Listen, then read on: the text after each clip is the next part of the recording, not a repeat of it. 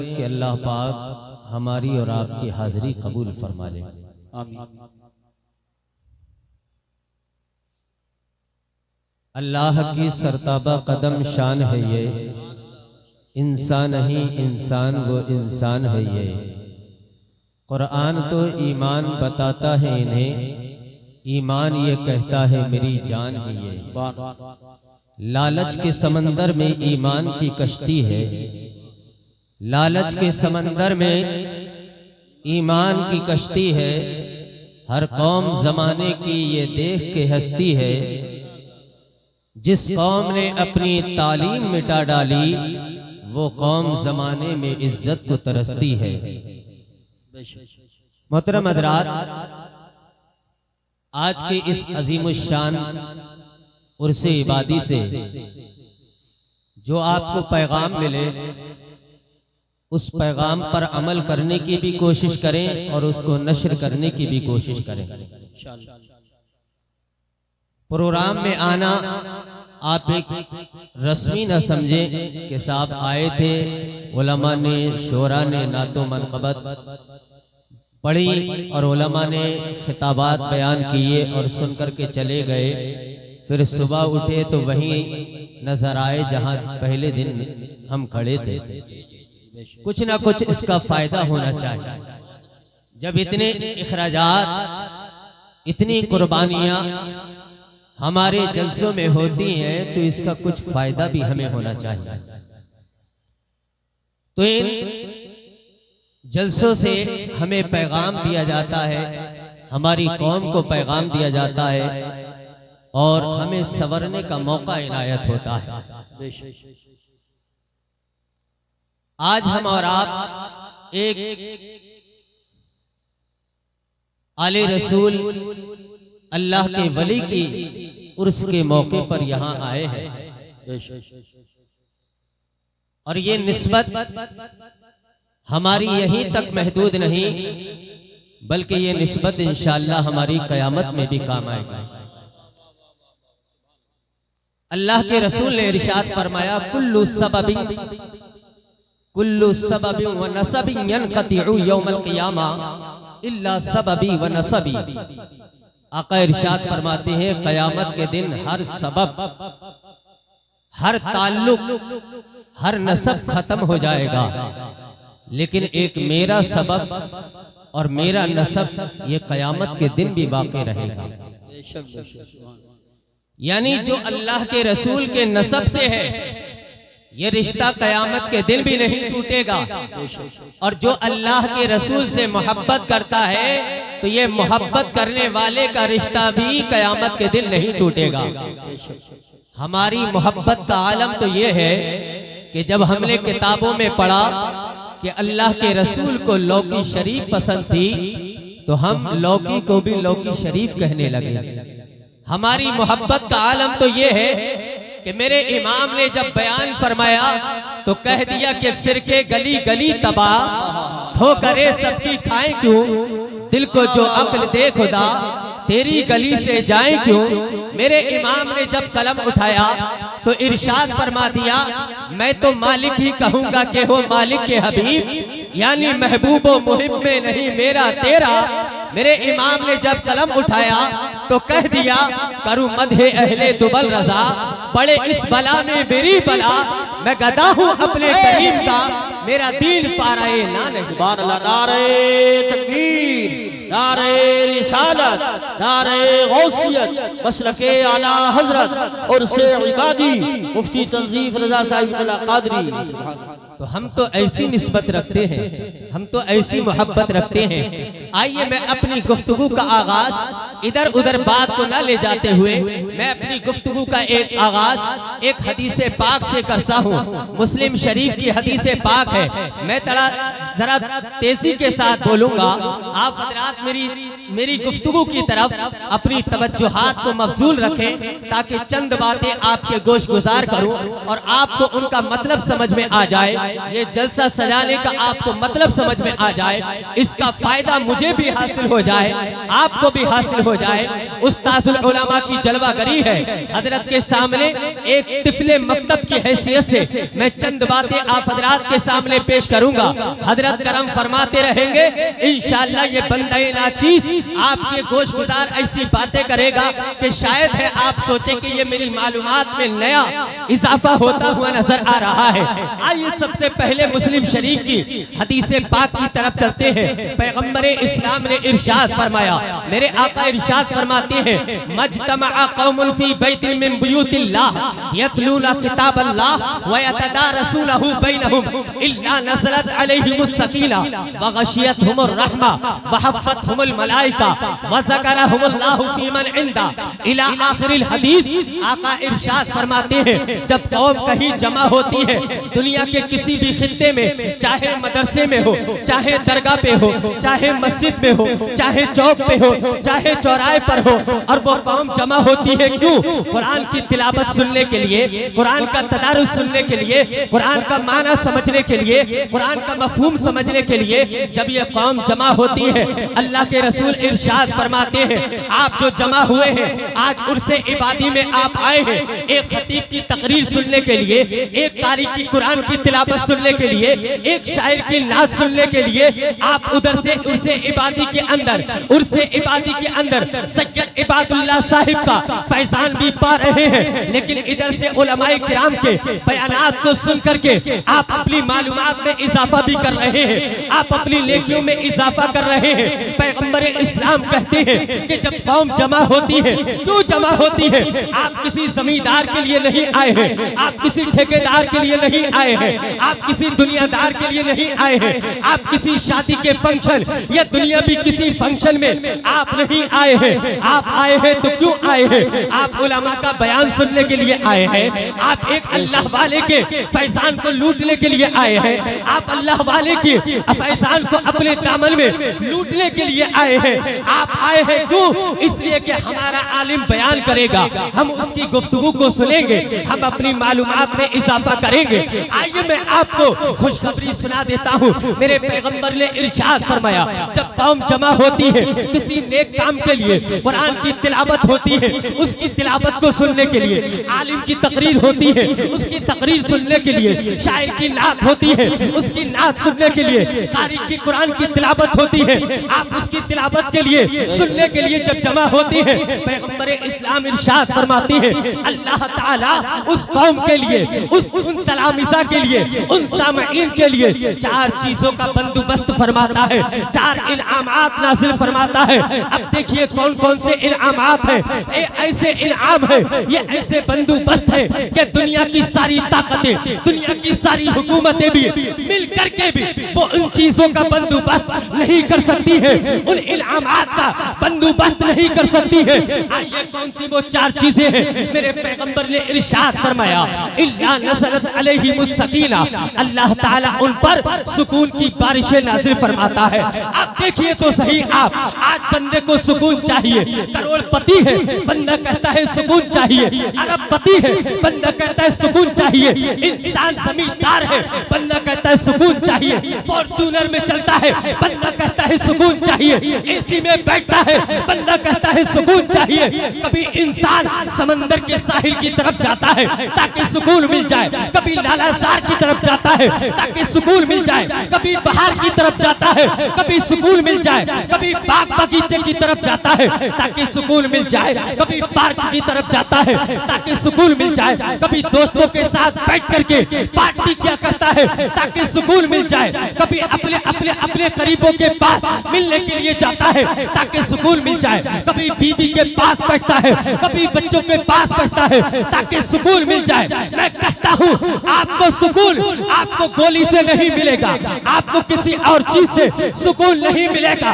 पैगंबर इस्लाम ने ये हदीस बयान करके अपने उलमा से, अपने नाइबीन को ये बता दिया कि ऐ मेरी उम्मत के उलमा, मेरी उम्मत को ये पैगाम बताते रहना कि आपको सुकून जो है वो गोलियों से नहीं मिलेगा, अगर सुकून मिलेगा तो कुरान की बोली से मिलेगा, कुरान की तिलावत सुभान अल्लाह। नारे तकबीर, नारे रिसालत, नारे गौसियत, मसलके आला हजरत, फैज़ान कुरान मुक़द्दस, उलमाए अहले सुन्नत और से इबादी। सुभान अल्लाह। कुरान सुकून गोली से नहीं मिलता है, कुरान की बोली से मिलता है, कुरान की तिलावत से मिलता है। लेकिन हम कहाँ कुरान की तिलावत करते हैं? हमने तो कुरान को इस हद तक महदूद किया है कि बाप का 10वां होगा तब कुरान पढ़ेंगे, 20वां होगा तब कुरान पढ़ेंगे, 40वां होगा तब कुरान पढ़ेंगे। नहीं नहीं मेरे दोस्तों, कुरान की तिलावत तो हमें हर रोज करनी चाहिए, कम से कम 1-2 रुकू की कुरान की तिलावत करनी चाहिए। आपको पता नहीं है, पैगंबर इस्लाम ने इरशाद फरमाया था, इन्ना हाज़ल खैर इंदी मिस्लु खज़ाइन। आका ने इरशाद फरमाया, मेरे पास जो इल्म है, मेरे पास जो इल्म का खजाना है, मेरे पास जो इल्म है, इसकी मिसाल खजाने की तरह है। सहाबा ने अर्ज किया, या रसूल अल्लाह, खजाना जो होता है वो छुपा होता है, उस पे दरवाजा लगा होता है, उस पे कुंजी लगी होती है, कुंजी पे ताला लगा होता है, या रसूल अल्लाह उसकी चाबी क्या है? सहाबा ने ये सवाल करके हमारे जो मशकूक था, हमारा जो ज़हन मशकूक था, हम जो कयामत तक ढूंढते रहते कि इसका मतलब क्या है, सहाबा ने सवाल करके हमारे जहनों को साफ कर दिया। सहाबा ने अर्ज किया, या रसूल अल्लाह, आपका जो खजाना है उसकी चाबी क्या है? पैगंबर इस्लाम ने इरशाद फरमाया, उहरुसुल कुरान, कुरान की खेती करो, कुरान की काश्तकारी करो, कुरान की तिजारत करो। रब्बे काबा की कसम, आप कुरान की तिलावत करेंगे, आप कुरान की खेती करेंगे, अल्लाह ताला आपको वो इनाम अता फरमाएगा कि बंदा सोच भी नहीं सकता है। मतलब क्या हुआ? मतलब ये हुआ कि पैगंबर इस्लाम के नबुव्वत का जो खजाना है उस पर जो ताला लगा हुआ है, रब्बे काबा की कसम, अगर उस ताले की चाबी का नाम कोई है तो ये उलमाए रब्बानीकीन है, ये मदारिसे इस्लामिया है, ये खानकाहें हैं जहाँ से हमें इल्म से सैराब किया जाता है, जहाँ से इल्म बांटा जाता है, जहाँ से इल्म की तक़सीम होती है। अब मेरे पैगंबर ने दूसरी बात बयान फरमाई। आका इरशाद फरमाते हैं, इल्ला नज़लत अलैहिमुस सकीना व गशियतहुमुर रहमा। आका इरशाद फरमाते हैं कि जब बंदा महफिल में बैठता है, जब कुरान की तिलावत के सुनने के लिए बैठता है, उलमा की तकरीर सुनने के लिए बैठता है, आका इरशाद फरमाते हैं अल्लाह ताला की रहमत उन्हें ढांप लिया करती है। अब बताइए तो सही, अल्लाह की रहमत आपको ढांप रही है, रहमत का एक कतरा भी मिल जाए तो यारे के न्यारे होते हैं, रहमत का एक फुहारा भी मिल जाए तो यारे के न्यारे होते हैं। लेकिन मेरे पैगंबर ने कहा, जो महफिल में बैठता है, कुरान की मजलिस में बैठता है, फिक़ह की मजलिस में बैठता है, हदीस की मजलिस में बैठता है, अल्लाह की रहमत ढांप लेती है। यहाँ पर कैद नहीं है कि कोई महल में तिलावत करेगा तब रहमत ढांपेगी, कोई छप्पर में तिलावत करेगा तो नहीं ढांपेगी, कोई मालदार का बेटा तिलावत करेगा तब रहमत ढांपेगी, किसी गरीब का बेटा कुरान पढ़ेगा तब रहमत नहीं ढांपेगी। ऐसा नहीं है, मालदार का बच्चा कुरान पढ़ेगा तब भी रहमत ढांपेगी, गरीब का बच्चा तिलावत करेगा तब भी रहमत ढांपेगी। इसी तरीके से अगर अरब का कोई तिलावत करेगा तब भी रहमत ढांपेगी, अजम का कोई तिलावत करेगा तब भी रहमत ढांपेगी। मतलब क्या हुआ? आप कुरान पढ़िए, अल्लाह की रहमतें आपका इस्तिकबाल करेंगे। आपको जब रहमत मिलेगी, रब्बे काबा की कसम, दुनिया की किसी भी नेमत की आपको जरूरत नहीं पड़ेगी, इसलिए कि अल्लाह की रहमत से बड़ी कोई चीज नहीं है। अब मेरे आका इरशाद फरमाते हैं, वहफ़तहुमुल मलाइका, उन लोगों का फरिश्ते तवाफ क्या करते हैं, फरिश्ते आते हैं उनका तवाफ क्या करते हैं। कितने आप मुकद्दर के धनी हैं, आप इस महफिल में आए हैं, फरिश्ते आपका तवाफ कर रहे हैं, आप हैं खाकी, आपका तवाफ नूरी कर रहे हैं, आप हैं फर्शी, आपका तवाफ अर्शी कर रहे हैं। कितने मुकद्दर के धनी हैं। मेरे पैगंबर ने चौथी बात बयान करके बता दिया कि वज़करहुमुल्लाहु फीमन इंदा। जब आप महफिल में बैठते हैं, आजिज़ी और इंकिसारी के साथ बैठते हैं, एक दूसरे के कान में फुसकारी नहीं मारते हैं, आपकी तवज्जो उलमा की तरफ रहती है, आपकी तवज्जो तकरीर करने वाले की तरफ रहती है, आपकी तवज्जो शायर की तरफ रहती है। रब्बे काबा की कसम, आका ने इरशाद फरमाया, वज़करहुमुल्लाहु फीमन इंदा, अल्लाह ताला तुम्हारा जिक्र फरिश्तों की जमाअत में करता है। मतलब क्या है कि आप हाजिरी, आप बैठते फर्श पर हैं, आपकी हाजिरी अर्श पे लगा करती है, फरिश्तों की जमाअत में आपका जिक्र हुआ करता है। तो मेरे दोस्तों, इस हदीस पाक से आपको, आपने और मैंने क्या समझा? हमें ये समझना चाहिए कि हमें कुरान से वाबस्तगी रखना चाहिए, उलमा से कुर्बत रखनी चाहिए, मदारिस इस्लामिया से कुर्बत रखनी चाहिए। जहाँ उलमा की महफिल हो वहाँ बैठ जाना चाहिए, जहाँ हदीस बयान हो वहाँ बैठना चाहिए, उलमा के पास बैठ बैठ करके इल्म दीन सीखना चाहिए। लेकिन आज तो हमने कुरान से दूरी इख्तियार कर रखी है, मसाइल से दूरी इख्तियार कर रखी है। बंदा 50 साल का हो जाता है तब भी नमाज में गलतियां होती है। बंदा कभी अपने इमाम से आकर के पूछता नहीं है, इमाम की तरफ रुजू नहीं करता है कि हजरत मेरी अत्तहियात सुन लीजिए, हजरत मेरी कुरान की सूरतें सुन लीजिए। कोई बंदा नहीं आता है, वो 40-50 साल तक ऐसी ही इबादत करता रहता है। आपको पता है कि कुरान से वाबस्तगी क्या है? हजरत उमर फारूक आजम मदीनतुल मुनव्वरा की गलियों में निकलते थे, एक एक दुकानदार से पूछते थे क्या तुम्हें कुरान पढ़ना आता है, क्या तुम्हें मसाइल आते हैं? अगर बंदा कहता था कि मुझे कुरान नहीं आता है, मुझे मसाइल नहीं आते हैं, मुझे फिक़्ह नहीं आता है, हजरत उमर फारूक आजम इरशाद फरमाते थे ला यबीउ फी सूक़िना इल्ला फ़क़ीह। आप इरशाद फरमाते हैं, कहते थे कि जो हमारे बाजार के अंदर वही दुकानदारी करेगा जो फ़क़ीह होगा, जो आलिम होगा, जो मुत्तकी होगा, जो परहेजगार होगा, जो हाफिज़े कुरान होगा, कुरान के मतलब को समझता होगा, कुरान के मफाहिम को समझता होगा। हमने कुरान को महदूद किया है तीजे और 10वें तक, हमने कुरान को महदूद किया है अपने किसी मौके पर। अरे कुरान तो वो किताब है, रब्बे काबा की कसम, जो इससे वाबस्ता हो जाता है अल्लाह ताला उसकी वाबस्तगी के तवस्सुल से उस बंदे को जमीन की पस्ती से उठाता है आसमान की बुलंदियों पर फाइज। सुभान अल्लाह, माशाअल्लाह। नारे तकबीर, नारे रिसालत, नारे गौसियत, मसलके आला हजरत, उलमाए अहले सुन्नत और से इबादी। सुभान अल्लाह, माशाअल्लाह। लेकिन हमने तालीम को समझा क्या है?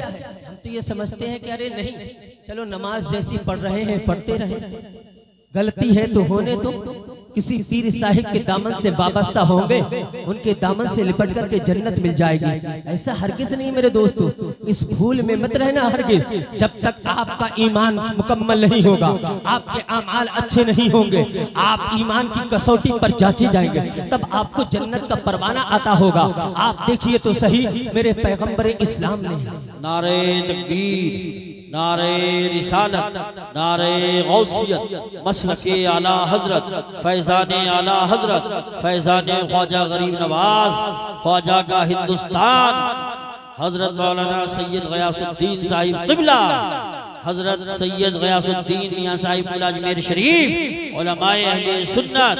नारे तकबीर, नारे रिसालत, नारे हैदरी, नारे गौसियत, मसलके आला हजरत, फैज़ाने आला हजरत, फैज़ाने सहाबाए किराम, हजरत सैयद गयासुद्दीन मियां साहिब अजमेर शरीफ, उलमाए अहले सुन्नत, ख्वाजा का हिंदुस्तान, फैज़ाने ख्वाजा गरीब नवाज, फैज़ाने हुजूर साबिर पाक, फैज़ाने हुजूर मखदूम सिमना, फैज़ाने इबादी और से इबादी, हजरत सैयद गयासुद्दीन मियां साहिब क़िबला, उलमाए अहले सुन्नत, फैज़ाने ख्वाजा गरीब नवाज, उलमाए अहले सुन्नत और से इबादी। आप हजरात तशरीफ रखें। हजरात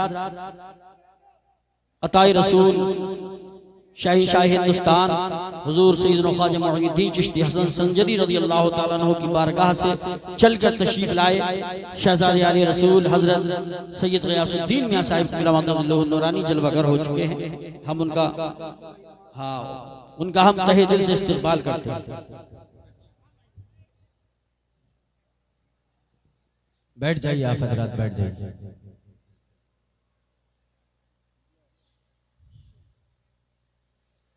दरूद पाक पढ़े अल्लाहुम्मा सल्ली अला सय्यिदिना व नबिय्यिना व मौलाना मुहम्मद व बारिक व सल्लिम सलातन व सलामन अलैका या रसूल अल्लाह। तो मेरे दोस्तों, हम चाहे कितने ही बड़े मनसब पर फाइज हो जाएं, लेकिन हमारे लिए इल्म दीन बहुत ज़रूरी है, हमारे लिए कुरान से वाबस्तगी बहुत ज़रूरी है। आपने सुना है जिस ज़ात का ये महीना, जिस ज़ात की तरफ इस महीने की निस्बत की जाती है, सय्यिदना गौसे पाक कुतुबुल अक़ताब गौसुल अक़बास सय्यदुस सादात। आप देखिए तो उन्होंने कैसा शगफ रखा है इल्म दीन से और कुरान की तालीम से। गौसे पाक की शान में और आप क्या मुलाहिजा क्या बयान कर सकते हैं कि गौसे पाक कितने बड़े अल्लाह के वली हैं, कितनी बड़ी उनकी शान है। यहाँ तक कि गौसे पाक ने क़सीदा क़मरिया के अंदर खुद बयान फरमाया है, कुल्लु वलिय्यिन लहू क़दमुन व इन्नी अला क़दमिन नबी बदरिल कमाली। आप खुद इरशाद फरमाते हैं हर वली किसी न किसी नबी के कदम पर होता है, लेकिन मेरी शान ये है कि मैं पैगम्बर इस्लाम के कदम पर हूँ। आप उनकी इल्मी लियाकत तो देखिए, आप उनकी तरतीब तो देखिए कि गौसे पाक ने कहा हर वली किसी न किसी नबी के कदम पर होता है। व इन्नी अला क़दमिन नबी, आपने कहा कि मैं, आपने ये नहीं कहा कि मेरा कदम नबी के कदम पर है, बल्कि आपने कहा व इन्नी अला क़दमिन नबी बदरिल कमाली। आप कहते हैं कि मैं सरापा पैगम्बर इस्लाम के कदमों पर हूँ। अब देखिए जिसको पैगम्बर इस्लाम के कदमों का सत्ता मिला हो उसके बावजूद भी आपकी मेहनत देखिए। पहले तो आपका जलाल और आपका जमाल मुलाहिजा कर लेते हैं कि आपने कैसी कैसी मेहनतें की हैं, अल्लाह ने आपको कैसी कुदरत और आपको कैसी ताकत अता फरमाई थी। गौसे पाक रज़ियल्लाहु ताला अन्हु क़सीदा क़मरिया के अंदर आप खुद इरशाद फरमाते हैं, आप कहते हैं वलौ अलक़ैतु सिर्री फी जिबालिन लदुक्कत वख्तफत बैन रमाली। आप इरशाद फरमाते हैं कि मैं अपने राज की तजल्ली अगर किसी पहाड़ पर डाल दूं तो वो मेरे राज की तजल्ली से वो पहाड़ रेजा रेजा हो जाए, रेगिस्तान में तब्दील हो जाए। फिर आप इरशाद फरमाते हैं वलौ अलक़ैतु सिर्री फौका मैतिन लक़ामा बिक़ुदरति मौला तआली। आप इरशाद फरमाते हैं अगर मैं अपने राज की तजल्ली किसी मुर्दे पर डाल दूं तो आप कहते हैं कि मेरे राज की तजल्ली से मुर्दा उठ करके खड़ा हो जाए, अल्लाह ताला की कुदरत से मुर्दा उठ करके खड़ा हो जाए। फिर आप इरशाद फरमाते हैं वलौ अलक़ैतु सिर्री फौका नारिन लख़मिदत वंतफत मिन सिर्री हाली। आप इरशाद फरमाते हैं अगर मैं अपने राज की तजल्ली किसी आग पर डाल दूं तो आप कहते हैं कि आग तो सर्द हो जाए, आग बुझ जाए। इतना बड़ा जमाल है, इतना बड़ा आपका जलाल है। फिर आप कहते हैं वलौ अलक़ैतु सिर्री फी बिहारिन लसारल कुल्लु गौरन फी ज़वाली। आप इरशाद फरमाते हैं अगर मैं अपने राज की तजल्ली, अगर मैं अपने विलायत की तजल्ली किसी समंदर पर डाल दूं तो कहते हैं कि समंदर खुश्क हो जाए, समंदर खत्म हो जाए, उसका पानी जमीन जज्ब कर ले, अल्लाहु समद। फिर आप इरशाद फरमाते हैं नज़रतु इला बिलादिल्लाहि जमआ कहरदलतिन अला हुक्म इत्तिसाली। आप इरशाद फरमाते हैं अल्लाह की कायनात को मैं ऐसे देखता हूँ जैसा कि मैं अपनी हथेली पे राई के दाने को देखता हूँ। इतना बड़ा कमाल है गौसे पाक का। फिर आप इरशाद फरमाते हैं वमा मिनहा शुहूरुन औ दुहूरुन तमर्रु वतल कजी इल्ला अताली। आप इरशाद फरमाते हैं कायनात का जितना ज़माना है, जितने महीने हैं, जितने अय्याम हैं, ये सारे के सारे मेरी बारगाह में हाजिर होते हैं, तब इनका गुजर होता है, तब जाकर के ये तुलू होते हैं। इतना बड़ा अल्लाह ने आपको जलाल और आपको जमाल अता फरमाया है कि समंदर पर तजल्ली डाल दे तो समंदर खुश्क हो जाए, पहाड़ पर तजल्ली डाल दे पहाड़ रेसा रेसा हो जाए, अगर आप आग पर तजल्ली डाल दे आग सर्द हो जाए, अगर आप किसी मुर्दे पर तजल्ली डाल दे मुर्दा उठ करके खड़ा हो जाए। लेकिन उसके बावजूद भी आप देखिए, आपसे किसी ने पूछा कि हुजूर आप ये तो बताइए आपको ये मनसब, आपको ये मकाम कैसे मिला है? आप कहते हैं दरस्तुल इल्मा हत्ता सिरतु कुतुबा निलतु सादा मिन मौलल मवाली। आप कहते हैं मैं पढ़ता गया, मैं पढ़ता गया, मैं पढ़ता गया, यहाँ तक कि अल्लाह ने मुझे कुतुब बना दिया। अब बताइए जिस जात के पढ़ने का आलम ये हो कि पढ़ाई के दौरान कुतुब बन गया हो, पढ़ाने के आलम में, पढ़ाने के दौर में वो क्या बने होंगे? तो कहते हैं मैं पढ़ता रहा यहाँ तक कि कुतुब बन गया, लेकिन जब पढ़ाया होगा तो क्या बने होंगे? मैं और आप क्या समझ सकते हैं? गौसे पाक कहते हैं कि जब मैं पढ़ता गया अल्लाह ने मुझे कुतुब बना दिया, यहाँ तक कि मैंने तमाम सआदतें अल्लाह के फजल से पाली है, अल्लाह के करम से पाली है। अब मैं पूछना ये चाहता हूँ जिसके जलाल का आलम ये हो कि उसके जलाल से पहाड़ रेसा रेसा हो जाए, समंदर खुश्क हो जाए, मुर्दा उठ करके खड़ा हो जाए, आग सर्द हो जाए, इतना बड़ा उसका जलाल और जमाल है। लेकिन उसके बावजूद भी आपकी मेहनत देखिए, आपकी मशक्कत देखिए, आपका जोहद देखिए, आपकी कोशिश देखिए, आपकी तालीम देखिए, आपका तरबियत देखिए, आपका रहने और सहने का, आपकी जिंदगी का मुताला कीजिए कि गौसे पाक जो है इतने बड़े कमाल के वली होने के बावजूद भी, मादरसात वली है, उसके बावजूद भी आप मेहनत कितनी कर रहे हैं, आप कितनी मेहनत करते हैं। जीलान से आते हैं, बगदाद में आकर के असातिज़ा के सामने सानुए तलम मुस्तय करते हैं, इल्मे दीन पढ़ते हैं, कुतुब पढ़ते हैं, आलिम बनते हैं, फाजिल बनते हैं, मुफ्ती बनते हैं। यहाँ तक के अल्लाह ने आपको कुतुब बनाया, आपको गौस बनाया, आपको सादात में सादात का सरदार बनाया, यहाँ तक को आपको चिक्कितुल अजयाद बनाया, सीरुल अस्यार बनाया। आप इतने कमाल के वली हैं कि आप अगर पहाड़ पर तजल्ली डालते हैं तो पहाड़ रेजा रेजा होता है। लेकिन आपकी मेहनत का आलम यह है, कभी जंगलात में जाते हैं अल्लाह को राजी करने के लिए, कभी संगरात में जाते हैं अल्लाह को राजी करने के लिए, कभी पहाड़ों में जाते हैं अल्लाह को राजी करने के लिए। यहाँ तक के गौसे पाक इरशाद फरमाते हैं कि मेरी जिंदगी के 4 साल ऐसे गुजरे हैं, 1 साल तक तो मैं सिर्फ घास खाता रहा, दूसरे साल घास के साथ मैंने पानी पिया, तीसरे साल सिर्फ पानी पर क़नाअत की, चौथा साल मैंने कुछ भी नहीं खाया। रिवायात में आता है कि 25 साल तक गौसे पाक लो किसी ने कुछ खाते पीते नहीं देखा। इतना बड़ा वली हो, वलियों का सरदार हो, उसके बावजूद भी तालीम का आलम यह है कि खुद भी पढ़ते हैं, पढ़ने के बाद फिर जामिया कादरिया में बैठ करके 33 साल तक मदरसे के अंदर आप पढ़ाते भी हैं। और पढ़ाने का आलम यह है 18 घंटियां आप खुद पढ़ाते हैं, कभी हदीस पढ़ाते हैं, उसूले हदीस पढ़ाते हैं, तफसीर पढ़ाते हैं, उसूले तफसीर पढ़ाते हैं, फिक़ह पढ़ाते हैं, उसूले फिक़ह पढ़ाते हैं।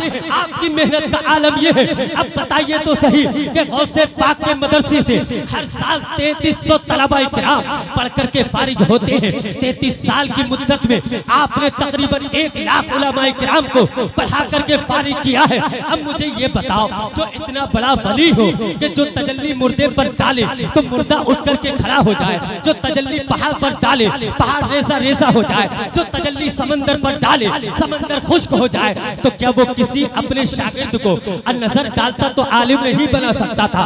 गौसे पाक चाहते शागिर्द की तरफ नजरे करम फरमा देते, शागिर्द आलिम बन जाता। किसी शागिर्द को सीने से लगाते, अगर नजर डाल देते शागिर्द मुफ्ती बन जाता। अगर किसी शागिर्द को गले से लगा लेते शागिर्द हाफिज बन जाता। अगर आप किसी शागिर्द पर अपना दस्ते करम रख देते, रब्बे काबा की कसम वो वक्त का मुहक्किक बन जाता। और बना है, अरे गौसे पाक की बारगाह में अगर चोर आया है अल्लाह ने उसे वली बना दिया है। अगर गौसे पाक चाहते तो रब्बे काबा की कसम आप दम करते जाते, आप फूंक मारते जाते, आप आलिम बनाते जाते, मुहद्दिस बनाते जाते, आप फकीह बनाते जाते, आप मुफ्ती बनाते जाते, आप आलिम बनाते जाते। लेकिन गौसे पाक ने ये तरीका इस्तेमाल नहीं किया। क्यों नहीं किया? इसलिए नहीं किया, अगर मैंने ये काम शुरू कर दिया तो कयामत तक के मेरी नाना की उम्मत के उलमा कहीं काहिल ना हो जाए, सज्जादगान कहीं गाफिल ना हो जाए कि इल्म की जरूरत नहीं है। कोई ऐसा पीर मिलेगा जो दम करेगा, आलिम बनाएगा, तब आलिम बनेंगे। कोई ऐसा सज्जादा मिलेगा जो सीने से लगाएगा, आलिम बनाएगा, तब आलिम बनेंगे। कहीं ऐसा ना हो कि कयामत तक मेरे नाना की उम्मत इसी बात की मुतमन्नी ना हो जाए कि मेरा कोई पीर मिलेगा वो मुझ पर हाथ रखेगा, आलिम बनाएगा, तब आलिम बनेंगे। गौसे पाक ने कयामत तक की उम्मते मोहम्मदिया को ये दर्स दे दिया, ऐ मेरे नाना की उम्मत, इस बात का ख्याल रखना, कितने ही बड़े आलिम हो, कितने ही बड़े मुफ्ती हो, कितने ही बड़े सज्जादा हो, कितने ही बड़े फकीह हो, कितने ही बड़े मदरसे के नाज़िम हो, कितने ही बड़े पीर के बाप क्या ना हो, लेकिन कयामत तक इस बात का ख्याल रखना, जो बंदा मेहनत करता है कामयाब वही होता है, जो कसब करता है कामयाब वही होता है, मशक्कत करता है कामयाब वही होता है, घर से निकलता है कामयाब वही होता है। इसीलिए तो मेरे पैगंबर ने इरशाद फरमाया था, मन जद्दा फवजदा, जो कोशिश करता है कामयाब वही होता है। अरे जो बंदा कोशिश करते हुए अपने कदम बाहर निकालता है, अल्लाह ताला की रहमतें उसका इस्तिक़बाल करते। सुभान अल्लाह, अल्लाह या रसूल या गौस जिंदाबाद, जिंदाबाद, जिंदाबाद। या अली।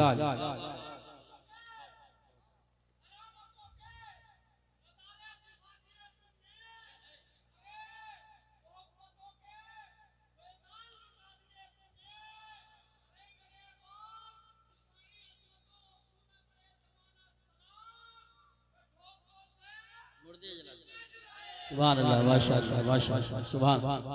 एक बात यहाँ पर एक जहन में और आती है कि गौसे पाक ने इतनी मेहनत क्यों की।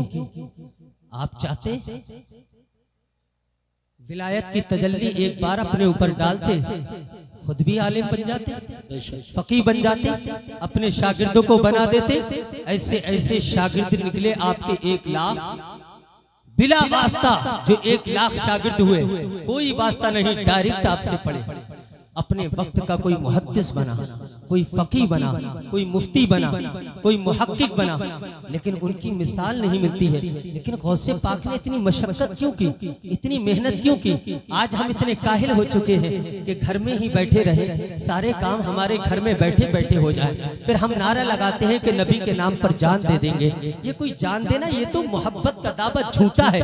ये झूठा दावा है जो इंसान कहता है कि अरे मैं तो अल्लाह से डरता हूँ। अल्लाह से डरने का मतलब क्या है? अभी आपने हजरत मौलाना फरकान साहिब से तकरीर सुनी, या अय्युहल्लज़ीना आमनुत्तक़ुल्लाह वकूनू मअस-सादिक़ीन। ऐ ईमान वालों, अल्लाह से डरो, सच्चों के साथ हो जाओ। मतलब क्या? इत्तक़ुल्लाह का मतलब क्या है?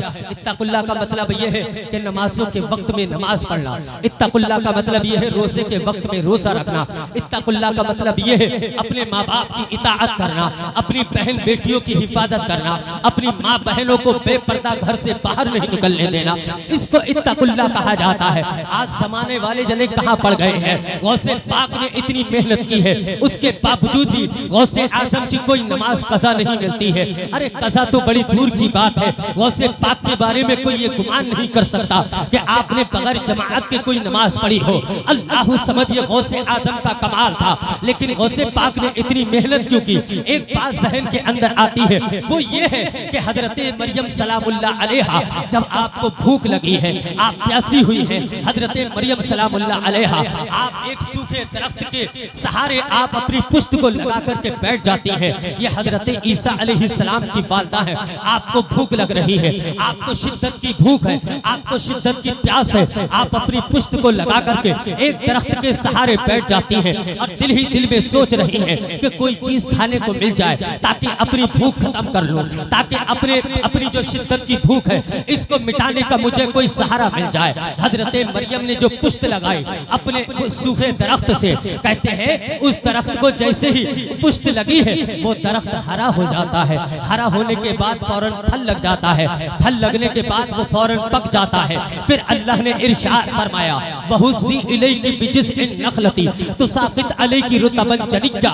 अल्लाह ने इरशाद फरमाया, ऐ मरियम सलामुल्लाह, अब तुम इस दरख्त को हरकत दो। जब तुम दरख्त को हिलाओगी इसके फल गिरेंगे, गिरने के बाद तुम उसे उठा करके खा लेना। मैं पूछना ये चाहता हूँ कि जिस रब ने सूखे दरख्त को हरा कर दिया, जिस रब ने सूखे दरख्त में फल लगा दिया, जिस रब ने सूखे दरख्त में कच्चे फल को पका दिया, क्या वो रब नीचे नहीं गिरा सकता था फल को? अरे गिरा सकता था, लेकिन अल्लाह ने ये बता दिया, ऐ लोगों, अगर तुम्हारा कसब शामिल हो जाएगा। हजरत मरियम को ये पैगाम दे दिया, ऐ मरियम कुछ तुम भी मेहनत कर लो जो तुम कर सकती हो। हजरत मरियम ने ये हिला करके बता दिया, जिसकी मेहनत जिस काम में शामिल होती है, जो मशक्कत करता है, मेहनत क्या करता है, कसब क्या करता है, अल्लाह ताला उसका रिजल्ट ही अच्छा निकाला करता है। उसके नतीजे बरामद जब होते हैं तो बड़े अच्छे हुआ करते हैं। तो इसी तरीके से हमें भी अगर अल्लाह का कुर्ब चाहिए, पैगंबर इस्लाम की शफाअत चाहिए, अगर हमें अल्लाह की रहमत चाहिए, अगर हमें जन्नत चाहिए, अगर हमें दुनिया की सलाह व फलाह चाहिए, तो मेरे दोस्तों हमें और आपको जो है अल्लाह के कवानीन पर अमल करना होगा, अल्लाह के करीब जाना होगा, अल्लाह के फरामीन पर अमल करना होगा। इन बुजुर्गाने दीन को यूं ही मकाम थोड़ी नहीं मिल जाता है। अरे इन्होंने बड़े रियाजात करते हैं, ये बड़े मुजाहिदे करते हैं, इन्होंने बड़ी इबादतें की हैं, तब जाकर के अल्लाह ने इन्हें जमाने के अंदर आलमगीर फरमाया है, तब जाकर के इन्हें शोहरतें अता फरमाई है, तब लोगों का हुजूम इनके दर पे आकर के भीख मांगता है। मेरे दोस्तों, जब ये अल्लाह के करीब गए, जब अल्लाह के करीब गए, अल्लाह ने इन्हें अपनी बारगाह में मकबूल कर लिया और ऐसा मकबूल किया कि पैगंबर इस्लाम हदीस कुदसी के अंदर बयान फरमाते हैं, मन तकर्रब मिन्नी शिब्रा तकर्रबतु मिन्हु ज़िराअ व मन तकर्रब मिन्नी ज़िराअ तकर्रबतु मिन्हु बा'a व मन अतानी यमशी अतैतु हरबला इला आखिरिल हदीस। पैगंबर इस्लाम इरशाद फरमाते हैं, जो बंदा अल्लाह से एक बालिश्त करीब होता है, अल्लाह अपनी शान के मुताबिक 2 बालिश्त करीब होता है। जो बंदा अल्लाह से 1 गज करीब होता है, अल्लाह अपनी शान के मुताबिक उसके 2 गज करीब होता है। जो बंदा अल्लाह की बारगाह में पैदल चल करके आता है, अल्लाह के रसूल हदीस कुदसी में इरशाद फरमाते हैं, अल्लाह रब्बुल इज्जत उसकी तरफ दौड़ करके अपनी शान के मुताबिक चल करके आता है। अब तुम चाहते तो ये हो कि अल्लाह की मदद आ जाए, अल्लाह के करम फरमाई आ जाए, अल्लाह की रहमत आ जाए। तो जब हम ही अल्लाह की तरफ नहीं जाते हैं तो हमें अल्लाह की रहमत कैसे मिलेगी, अल्लाह की करम नवाजी कैसे मिलेगी, अल्लाह का कुर्ब कैसे मिलेगा। मेरे दोस्तों, इन बुजुर्गाने दीन ने अपनी रातों को कुर्बान किया, अपनी नींदों को कुर्बान किया, अपने दिनों को कुर्बान किया, अपनी जानों को फना किया, अपने माँ बाप की इताअत की है, तब जाकर के अल्लाह ने इन्हें मनसब ये मकाम अता फरमाया है। जब माँ जब खैर होती है और बाप जब साले होता है तो बच्चा भी नेक हुआ करता है, लेकिन जब माँ उम्मुल खैर होती है, बाप अबू साले होता है तो बच्चा नेक नहीं बल्कि तारीखी शख्सियत का अकेला इंसान अब्दुल कादिर गौसे पाक जैसी शख्सियत वजूद में। नारे तकबीर, नारे रिसालत, नारे गौसियत, मशरक़े आला हजरत, फैज़ाने आला हजरत, फैज़ाने ख्वाजा गरीब नवाज, फैज़ाने औलियाए किराम, फैज़ाने इबादी और से इबादी उलमाए अहले सुन्नत। सुभान। आइए, मैंने अभी आपको बताया इन बुजुर्गाने दीन का सबसे बड़ा वास्ता जो होता है वो इल्म से होता है। इमाम शाफई के विसाल के वक्त आपके शागिर्द आपके इर्द गिर्द बैठे हुए हैं, उलमा बैठे हुए हैं। किसी शागिर्द ने पूछा कि हुजूर कैसा महसूस कर रहे हैं, आपको कैसा लग रहा है इस वक्त? जिस वक्त रूह निकलती है उस वक्त का आलम कौन जान सकता है? वो तो वही जान सकता है जिसकी रूह निकल रही हो। इमाम शाफई से पूछा आप कैसा महसूस कर रहे हैं? हजरत इमाम शाफई ने इरशाद फरमाया, इज़लम तकुनिल उलमा औलिया अल्लाह फलैसा लिल्लाहि वली। आपने इरशाद फरमाया अल्लाह के वलियों की जमाअत जमा है, मुझे बड़ा अच्छा लग रहा है। इनकी मौजूदगी में अगर मेरी रूह निकल जाए तो मेरे लिए तो बड़े फख्र की बात है। आपके शागिर्द ने कहा हुजूर यहाँ तो जो है अल्लाह के वली कहाँ है? यहाँ तो आलिम है, यहाँ तो फकीह है, यहाँ तो मुफ्ती है, यहाँ तो हाफिज है, यहाँ तो कारी है। आप कहते हैं अल्लाह के वली है। आपने इरशाद फरमाया इज़लम तकुनिल उलमा औलिया अल्लाह फलैसा लिल्लाहि वली। आपने इरशाद फरमाया अगर इस रुए ज़मीन पर उलमा की जमाअत अल्लाह का वली नहीं तो किसी माँ ने वली को जन्म ही नहीं दिया है। ये उलमा ही तो अल्लाह के वली होते हैं। ये हफ्फाज, ये कुर्रा, ये मुफ्तियाने किराम, ये फुक़हाए इज़ाम, यही तो अल्लाह के मुकर्रब बंदे हुआ करते हैं। लेकिन शर्त ये है कि उलमा भी अपने इल्म के आमिल हो, उलमा नमाजों के पाबंद हो। और अल्हम्दुलिल्लाह हमारे उलमा नमाजों के पाबंद होते हैं। अल्हम्दुलिल्लाह रब्बिल आलमीन। उलमाए किराम की जमाअत ही तो अल्लाह से डरने वाली जमाअत है। यही वजह है कि गौसे पाक को ये आपको पता चल गया था, ये बशारत मिल गई थी कि मैं अल्लाह का वली हूँ, मैं वलियों का सरदार हूँ। मेरी शान ये है कि मैं अगर मुर्दे पे तजल्ली डालता हूँ तो मुर्दा उठ करके खड़ा हो जाता है। लेकिन आपके इल्म का आलम यह है कि पूरी दुनिया के अंदर आपके इल्म का सिक्का बजने लगा, आपके इल्म का टंका बजने लगा। यही वजह है कि आला हजरत फाज़िल बरेलवी इमाम इश्क व मोहब्बत से किसी ने कहा कि हुजूर आप अपना तारुफ करवाइए, आपका इंट्रोडक्शन क्या है, आप क़यामत के लिए क्या तैयारी कर रखी है। इमाम अहमद रज़ा ने अपनी आशिकी ज़ुबान में इरशाद फरमाया था हसबी मिनल खैरात मा अदतुहु यौमल क़ियामा फी रिदर रहमान दीन नबी सल्लल्लाहु अलैहि वसल्लम सुम्मा इतिक़ादी मज़हबुन नौमान। आपने इरशाद फरमाया व इरादती व अक़ीदती व मोहब्बती लि शेख अब्दुल कादिर जिलानी रज़ियल्लाहु अन्हु। आपने इरशाद फरमाया मुझसे मेरा तारुफ चाहते हो, मुझसे मेरा इंट्रोडक्शन चाहते हो, अगर हमसे कोई कहे कि आप अपना तारुफ कराइए, मैं अपने बाप का नाम बताऊंगा, अपने खानदान का नाम बताऊंगा, अपने महल्ले का नाम बताऊंगा, अपनी बस्ती का नाम बताऊंगा, अपनी जमीन और जायदाद के बारे में बताऊंगा, अपनी खिदमतों के बारे में बताऊंगा। लेकिन इमाम अहमद रजा ने अपना तारुफ नहीं करवाया, अपने खानदान का तारुफ नहीं कराया। इमाम अहमद रजा ने अपनी तशरीफी काम को आपने बयान नहीं किया, बल्कि आपने इरशाद फरमाया कि मैंने जो कयामत के लिए तैयार किया है अल्लाह को राजी करने के लिए, रसूलुल्लाह को राजी करने के लिए, आपने इरशाद फरमाया मैं पैगंबर इस्लाम के दीन को सख्ती के साथ फॉलो करता हूँ, इमाम आज़म अबू हनीफा के मसलब पर अमल करता हूँ और सैयदना शेख अब्दुल कादिर जिलानी गौसे आज़म बगदादी से मोहब्बत रखता हूँ, अकीदत रखता हूँ, उल्फत रखता हूँ, प्यार रखता हूँ। आपने इरशाद फरमाया यही चीज मुझे कयामत के लिए बख्शिश के लिए काफी है। इसीलिए तो मेरे इमाम ने इरशाद फरमाया था इस निशानी के जो सग है नहीं मारे जाते, अरे मेरी गर्दन में भी है दूर का डोर। सुभान अल्लाह माशाअल्लाह। नारे तकबीर, नारे रिसालत, नारे गौसियत, मशरक़े आला हजरत, उलमाए अहले सुन्नत और से इबादी। सुभान अल्लाह। आइए चलते हैं गौसे पाक की बारगाह में। गौसे पाक को अभी तक तो हमने 11वीं तक महदूद कर रखा है। हमने कहा कि लंगर करो, फातिहा करो, अच्छी बात है, बुजुर्गों का फैज मिलता है। लेकिन कभी आपने ये सोचा कि गौसे पाक पढ़ते क्या थे, पढ़ाते क्या थे, उनके मुजाहिदे क्या थे, उनकी कोशिशें क्या थी, उनका मिशन क्या था? आप जब तक उनके मिशन पर अमल नहीं करेंगे तब तक आप कामयाब नहीं हो सकते हैं। अब देखिए गौसे पाक को अभी तक तो हम इतना जानते हैं वलियों के सरदार हैं, गौसों के गौस हैं, कुतुबों को कुतुब है, अभी तक तो हम इतना जानते हैं। लेकिन गौसे पाक इससे भी आगे हम बयान करते हैं कि गौसे पाक है क्या। गौसे पाक का इल्मी मकाम देखिए कि गौसे पाक के दौर के अंदर बड़े बड़े उलमा जहां पर अपनी गर्दनों को खम कर दिया करते थे, वहां पर मेरे गौसे पाक का कलम उठता था।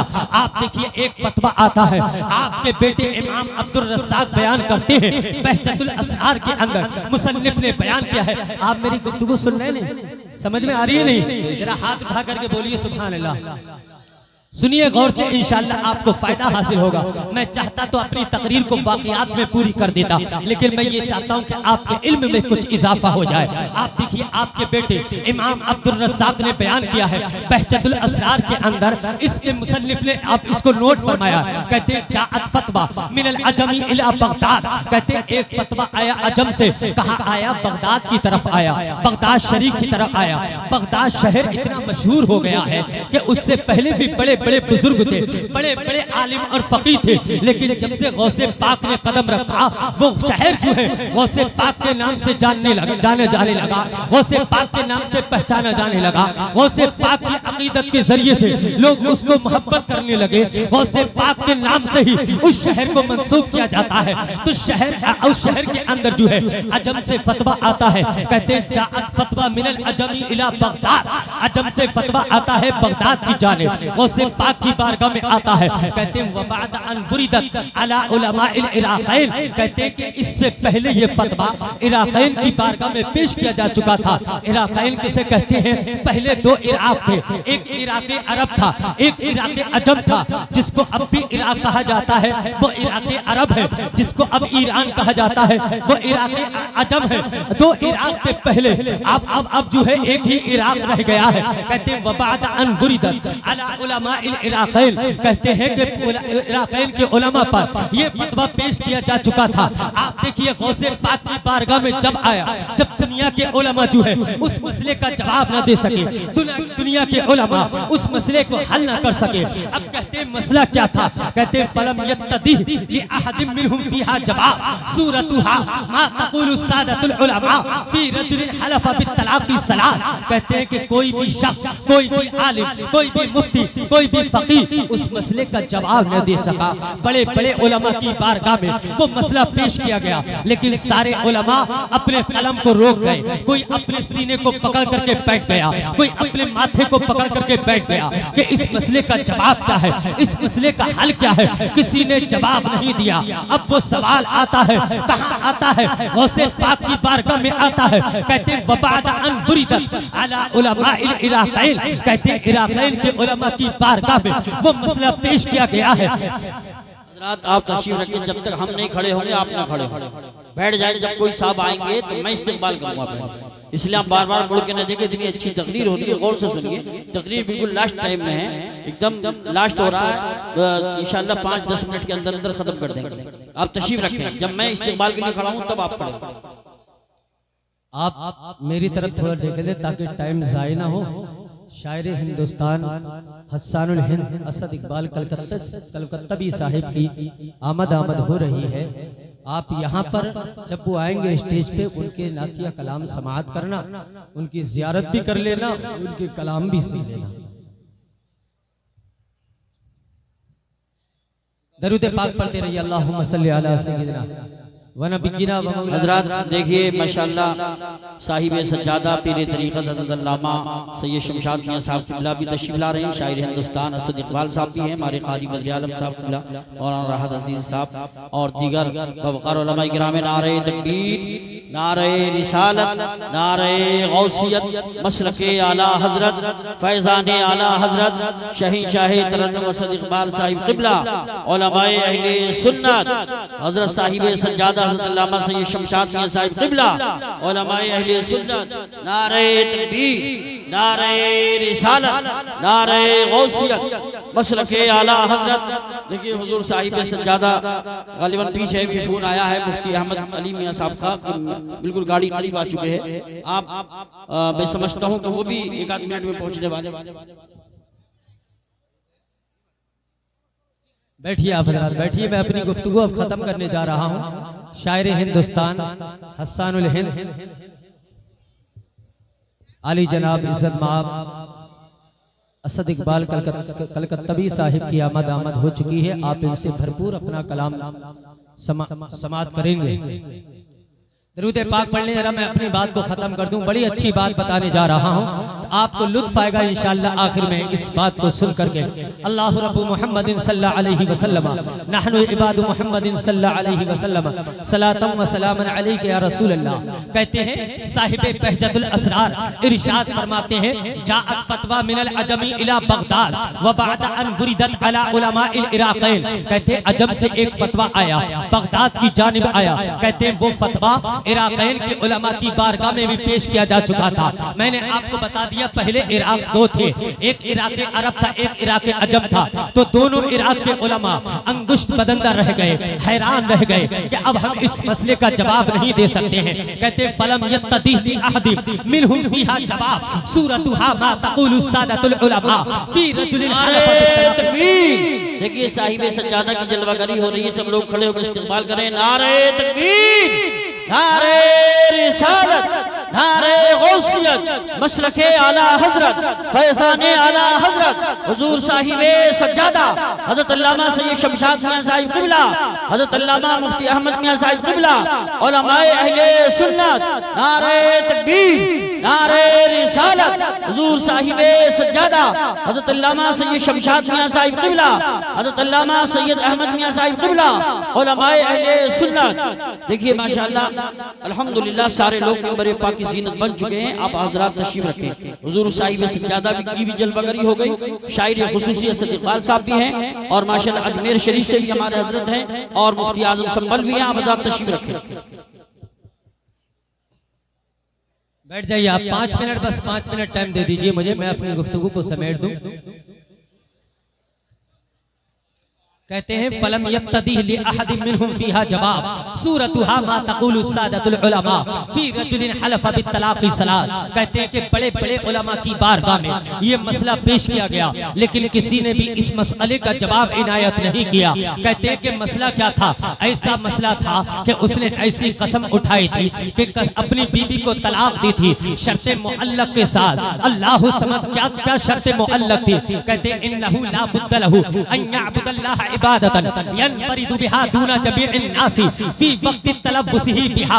कहते हैं उसने कसम खाई थी कि मैं अपनी ऐसी इबादत करूंगा, इस रुए जमीन पर ऐसी इबादत करूंगा कि जिस वक्त में मैं वो इबादत कर रहा हूं उस वक्त में कोई भी वो बंदा पूरे रुए जमीन पर कोई इबादत ना कर रहा हो, मैं ऐसी इबादत करूंगा। अगर मैं ऐसी इबादत ना कर सका तो मेरी बीबी को तलाक मुगल्लज़ा है। उस वक्त में जो है ये जमाअत, ये नस्ल मौजूद नहीं थी जो आज ये कहती है चाहे तलाक 1000 दे दो, लेकिन वाक़ई एक ही होगी।